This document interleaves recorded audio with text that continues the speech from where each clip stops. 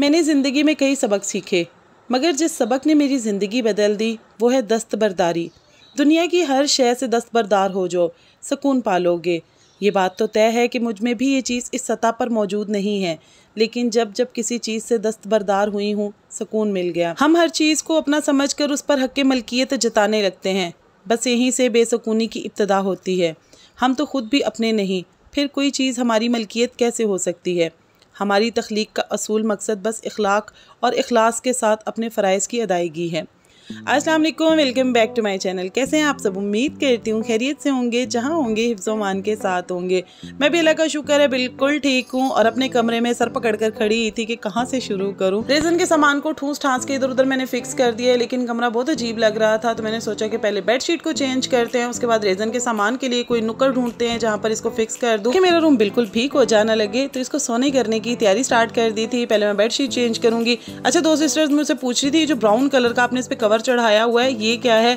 तो जी ये एक ऐसी शीट है कि जिसको बिछाने से मेरी ज़िंदगी में सुकून आ गया है, क्योंकि बेड के ऊपर बच्चे अक्सर चाय वगैरह लेकर बैठ जाते हैं, कभी पानी लेकर बैठ जाते हैं, तो वो उसे बेड पर गिरा ना ले, उनके दिलों को सुकून कहाँ से मिलता है। तो ये मैट्रेस कवर है, जिससे पानी गिर जाए, चाय गिर जाए, वो मैट्रेस में जज़ब नहीं होती है, सिर्फ ऊपर बेडशीट ही गंदी होती है। और अब चूंकि मेरा ट्राइपॉड बेचारा मजबूर हो चुका हुआ है, तो उस पर लगाकर बहुत मुश्किल से मैंने बेडशीट की वीडियो बनाई है। बाकी रूम मैंने साफ कर दिया है, साइड पर मैंने रेज़न का सामान ठूस दिया है और इस साइड पर मेरे मोल्ड पड़े हुए हैं। अभी भी कोई प्रॉपर जगह नहीं बन रही थी, लेकिन चलो कोई गाल नहीं, गुजारा ही करना है ना। रूम के साथ ख्वारियां करने के बाद मेरी दूसरी ख्वारी रेडी खड़ी थी, यानी कि बाजार जाने वाली ख्वारी। जैसे कि मैंने आप लोगों को बताया था कि मैंने अबाया लेना है, तो बस जी हम अपनी मुहिम पर निकल पड़े थे प्राडो पर।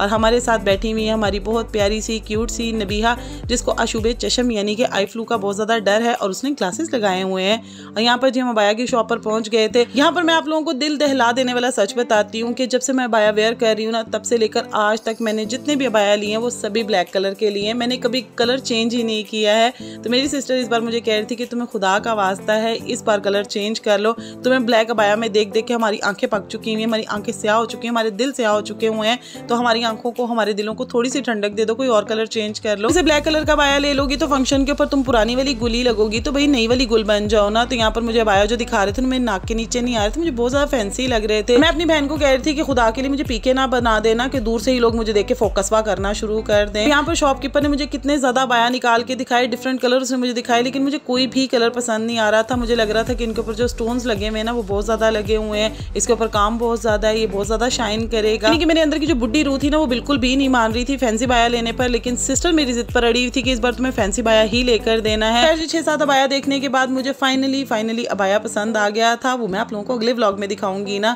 अभी तो शॉपिंग कंप्लीट करके घर जाएंगे, फिर उसको बेड के ऊपर बिछा के उसके डिफरेंट पोज लूंगी, फिर आप लोगों के साथ शेयर करूंगी। लेकिन आप लोग जरूर गैस कीजिएगा कि इसमें से मैंने कौन सा कलर लिया होगा। घर से निकलने से पहले मुझे ऐसा लग रहा था कि मुझे अबाया खरीदने में बहुत ज़्यादा टाइम लग जाएगा, क्योंकि मेरे जहन में कुछ भी नहीं था। बस ये था कि मैंने अबाया लेना है, किस तरह का लेना है वो समझ नहीं आ रही थी। ऊपर से सिस्टर ने मुझे और कंफ्यूज कर दिया था कि इस बार कलर्ड अबाया लेना है। लेकिन लकीली मुझे अबाया जल्दी पसंद आ गया और मैंने वो ले लिया। लेकिन उसके बाद जो मेरी ख्वारी स्टार्ट हुई थी ना, उसने मुझे शाम तक खूब घुमाया। 3 घंटे में इतनी ज्यादा थक गई थी ना कि मैंने कानों को हाथ लगाया कि इस अबाया को मैं 3-4 साल पहनूंगी। जितनी ख्वारी मुझे हुई है ना, इसके बाद दूसरी ख्वारी के लिए तो मैं 3-4 साल बिल्कुल भी रेडी नहीं हूँ। जब तक मेरा ये बाया लीर नहीं हो जाता ना, मैंने नया बाया नहीं लेना। लेकिन ये खैर जी कहने वाली बातें हैं, 4-5 महीने गुजरते नहीं, हमें फिर अबाया याद आ जाता है कि अबाया लेना है। तो ये अबाया वाला मसला किसके साथ है ये भी आप लोगों ने मुझे बताना है। तो यहाँ पर जी हम लोग स्कार्फ देख रहे थे, कोई भी पसंद नहीं आ रहा था। के साथ हर स्ट्रॉलर मैच हो जाता है, जैसा मर्जी आप स्ट्रॉलर पहन लेना, अच्छा लगता है। लेकिन जो कलर मैंने लिया था ना अबाया का, उसके साथ कुछ मैच ही नहीं हो रहा था। जिस भी स्ट्रॉलर वाले के पास जाते थे ना, वो इतनी अजीब कॉम्बिनेशंस करके दिखा रहा था ना कि मुझे उन पे शक हो रहा था कि ये लोग शॉपकीपर हैं भी या ऐसे आके यहाँ पर बैठे हुए हैं, क्योंकि शॉपकीपर्स का तो काम होता है ना डेली का कलर्स को मैच करना। शायद अबाया के कलर की वजह से ना शॉपकीपर्स को कुछ समझ में नहीं आ रही थी। तो फिर मेरी सिस्टर ने कहा कि इस मार्केट से नहीं, किसी दूसरी मार्केट में चलकर देख लेते हैं, मे बी वहां पर हम लोगों को कोई अच्छा स्कार्फ मिल जाए। तो यहाँ पर हम लोग मून मार्केट आ गए थे। काफी ज्यादा शॉप्स बंद थी, कोई फोदगी हुई थी, जिसकी वजह से आधी मार्केट खुली थी, आधी मार्केट बंद थी। और मैं दिल में यही दुआ कर रही थी कि अल्लाह स्टॉलर वाला आज बैठा हो, अगर वो नहीं बैठा होगा ना तो बस फिर मैं तो मार्केट नहीं आने वाली हूँ। लेकिन अल्लाह का शुक्र है मेरा सोना वीर दुकान खोल कर बैठा हुआ था। तो मेरी मार्केट जाने से ना बहुत ज़्यादा जान जाती है, क्योंकि बचपन से लेकर अभी तक ज़्यादातर मेरी शॉपिंग या अम्मी करती हैं या फिर मेरी सिस्टर करती हैं, या फिर मैं भाभी को कह देती हूँ कि मुझे फ़लाँ चीज़ ला देना।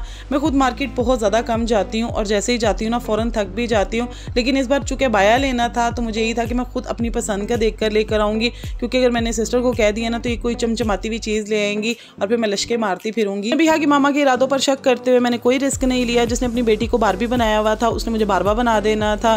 तो यहाँ पर जी मैं सैंडल्स भी देख रही थी कि अगर मुझे कुछ समझ में आ जाता है तो सैंडल भी मैं लोकल से ही ले लूँगी, क्योंकि हमारा जो स्टार्टअप है उसका स्टॉल लगना है और हम लोगों का जब तक फंक्शन चलेगा हम लोगों ने अपने स्टॉल पर खड़े रहना है। जितने भी विजिटर्स आएंगे उनको हम अपने स्टार्टअप के बारे में इन्फॉर्मेशन देंगे कि हमारे स्टार्टअप में एक्चुअली हम लोग क्या प्रोडक्ट्स हैं जो सेल कर रहे हैं। तो जब आपने इतनी देर खड़े होना हो तो फिर आपको सैंडल भी वो वाली चाहिए जो बहुत ज़्यादा कंफर्टेबल हो ताकि आपके पाँव ना दुखे। तो यहाँ पर मुझे सैंडल की तो कुछ समझ में नहीं आ रही थी, तो स्टॉलर्स वाली शॉप पर आ गए हैं। यहाँ पर काफ़ी देखने के बाद मुझे एक स्टॉलर समझ में आया जो मैंने ले लिया। हालांकि मैं घर से ही ज़ेन बनाकर निकली थी कि मैं 3-4 स्टॉलर्स तो लाजमी लूँगी, लेकिन आज तक ऐसा नहीं हुआ कि मैं शॉपिंग करने के लिए जो मेरी चीज़ें पूरी हो जाए। कुछ ना कुछ रह जाता है या कुछ गलत आ जाता है जो चेंज करवाना पड़ जाता है। फिर मार्केट जाती मेरा दिल करता है कि मैं सभी कुछ ले लूँ जो मुझे नज़र आ रहा है। अगर मुझे पर्स नज़र आ रहे हैं तो मुझे सभी पर्स अच्छे लग रहे होते हैं। अगर मुझे सैंडल्स वगैरह नज़र आ रही होती है तो मेरा दिल करता है मैं सैंडल्स ले लूँ सारी। अगर मुझे ड्रेसेस नज़र आ रहे होते हैं तो मेरा दिल करता है मैं सारी ड्रेसेस ले लूँ। और ज्वेलरी के ऊपर तो मैं वैसे रुड़ जा रही होती हूँ। और इस पॉइंट पे नबीहा की हिम्मत जवाब देगी, कहती है अल्लाह माफ़ करे आइंदा के बाद तो मेरे पापा की भी तौबा कि मैं आप लोगों के साथ शॉपिंग पे ना आऊँ। आप दोनों बहनों की तो शॉपिंग ख़त्म ही नहीं होती है।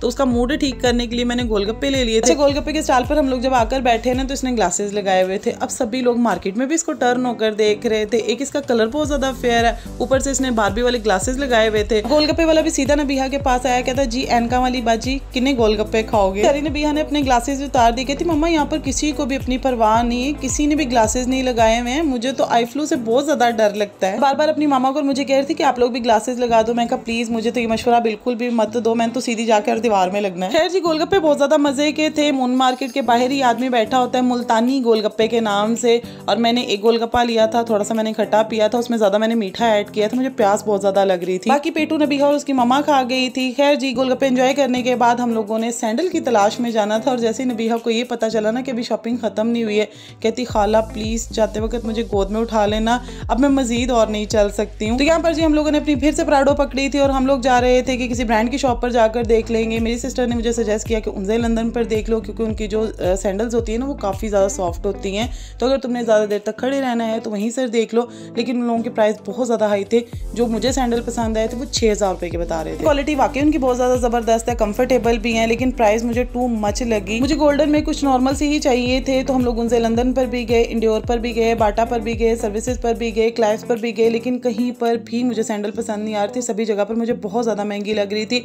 तो लास्ट में जब इतना हम लोगों ने घूम लिया तो मेरी सिस्टर मुझे कहती कि मेरी फलां सैंडल पड़ी हुई है, तुमने अगर गोल्डन में ही लेनी है तो फिर उसको क्यों नहीं ट्राई कर लेती। सैंडल का प्रॉब्लम तो यहाँ पर खत्म हो गया। फिर जी मैंने पर्स भी देखना था, तो पर्स भी मैं देख रही थी, लेकिन मुझे वो भी महंगे लग रहे थे। मुझे ये था कि बस मुझे कोई नॉर्मल सी रेंज का नजर आ जाए, क्योंकि मैं ऑलरेडी अबाया बहुत ज्यादा महंगा खरीद चुकी थी, क्योंकि मैं दिल गुर्दा वड्डा नहीं कर पा रही थी। अच्छा मुझे चीज़ भी अच्छी चाहिए होती है, उसकी प्राइस भी नॉर्मल चाहिए होती है, क्योंकि मेरा एक मसला है कि जो चीज़ मुझे अच्छी ना लगे ना, फिर वो चाहे कितनी ही महंगी क्यों ना हो, मैंने वो दोबारा यूज़ नहीं करनी होती। और जो चीज़ मुझे कंफर्टेबल लगती है, पुरसकून लगती है, फिर मैंने उसकी खूब बैंड बजानी होती है, उसकी आखिरी सांसों तक मैं उसका साथ निभाती हूँ। इसलिए मैं बहुत ज़्यादा महंगी चीज़ नहीं लेती हूँ कि अगर फिर मुझे पसंद नहीं आएगी तो फिर मुझे दुख होगा कि मैंने इतनी महंगी भी ले ली और मुझे अच्छी भी नहीं लग रही है। पर मेरे साथ ऐसा ही हुआ था, मैं मार्केट गई, मुझे ना एक सूट पसंद आ गया। उसी दिन मुझे मेरी कॉलेज से सैलरी मिली थी जो 15,000 थी, और ड्रेस जो था वो 9,000 रुपये का था। लेकिन अब वो चूंकि मुझे पसंद आ गया था, मैं 2-3 दफ़ा शॉप से निकल भी गई, लेकिन मेरे जहन से वो सूट नहीं निकल रहा था और मैंने शादी पर जाना था।